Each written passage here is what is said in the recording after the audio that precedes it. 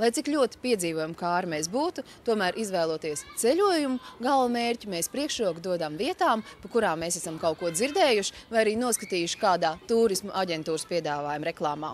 Bet ir cilvēki, kuri speciāli apmeklējot dažādas tālas un eksotiskas valsts, meklē vietas, kurās nav redzēti turisti. Vēl vairāk par šīm vietām mēdz teikt, ka tās neesot drošas un valda stereotips, ka tādās atpūsties ir bīstami. Tā nu lūk, mēs sastapām ar šādu avantūrisku cilvēku grupu, kas ceļojumā devās uz Meksiku, Belīzi un meklēja tur latviešu zīmju līdzinieces.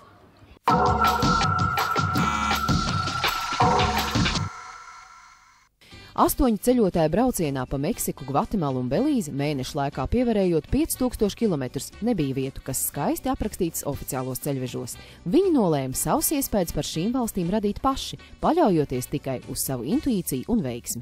Pirms tam bija informācija, ka Gvatemalā indiāņi labākajā gadījumā nolāda, sliktākajā gadījumā met ar akmeņiem uz baltajiem. Mēs bijām štatā, Kičemāja štatā, kur kalnos 85% tīrasiņu indiāņi dzīvo. Mēs saskarāmies ar atvērtību un labvēlību. Ja tu neuzvedies kā turists, tad attieksme tiem cilvēkiem viņa ir savādāka praktiski, jo vienīgi varbūt, kuru attieksmi mēs redzējām tādu, bez īpašas, kā saka, sirsnības un atvērtības, tas ir, kad nejauši nokļuvām vietās, kur apgrozās turisti. Kad mēs braucām tur, kur turisti, kā saka, nebrauc un ēdām vietās, kur viņi paši ēd, gulējām viesnīcās, kur viņi paši guļ, kad brauc komivojažieri no pilsētas uz pilsētu. Spēlējām ar viņiem basketbolu, kalnu pilsētas laukumā, biljardu. Kā mērķis, paralēli izaicinājumam ceļot uz savu roku, bija meklēt un atrast senus simbolus, rituālus, kas līdzinātos Latvijā atpazīstamiem un esošiem. Bija informācija, ka tanī valstī tas viss ir autentiski saglabāts. Mēs tur nokļuvām, atklājām pat varētu teikt līdzīgas zīmes, kas saistītas ar baltu kultūru, jo pēc indiāņu teiksmām iet, kad viņiem atnesuši no tālas zemes cilvēki ar gaišiem matiem, baltu ādas krāsu, zilām acīm, šīs zināšanas noklabājuši tur par laika telpu, par pasaules uzbūvi. Taču visspilgtākās emocijas ceļotājiem sniedza tieši cilvēku attieksmi, pozitīvisms, kā arī savdabīgā attieksme pret lietām, ko esam pieraduši uztvērt pēc sava prāta un stereotipiem. Pie mums cilvēki ņem veikalā pārtiku ar celofāna cimdiņu.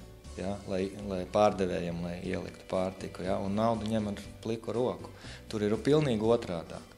Un tas viņiem ir dabiski. Viņi maizes savus plācenīšus, kas ir no kukurūzas, liek ar tīrām rokām papīra maisiņā. Ja, un tā, kad viņš ņem uz naudu, viņam kases kastītē stāv cimdiņš, kur viņš paņem naudu ar roku. Nonākat pilsētā, meklējam ceļu. Tur nav tā vienkārši, kad ar roku parādīs ceļu. Tur atbrauks ar mopēdu, jo tās pilsētas ir lielas. Saprotiet, viens stāv pilsēta, kur tikpat iedzīvotāju gandrīz cik Daugavpilī, bet tikai viens stāvs, kāda platība. Un viņš atbrauc ar mopēdu un izved cauri pilsētai uz ceļu, kas iet vajadzīgajā virsienā. Ja tu pie cilvēkiem griezies, ja tu prasi, ja tu iedomājies, ka tu pats gudrinieks un atradīsi, tad tu vari tur pusdienu meklēt izēju no tās pilsētas. Interesanti, ka mēnešu laikā ceļotājiem nav bijis jāsaskars ar šķēršļiem, negācijām vai kādām nepatikšanām, kas nereti mēdz gadīties valstīs, kur valda mums atšķirīga domāšana un lietu kārtība.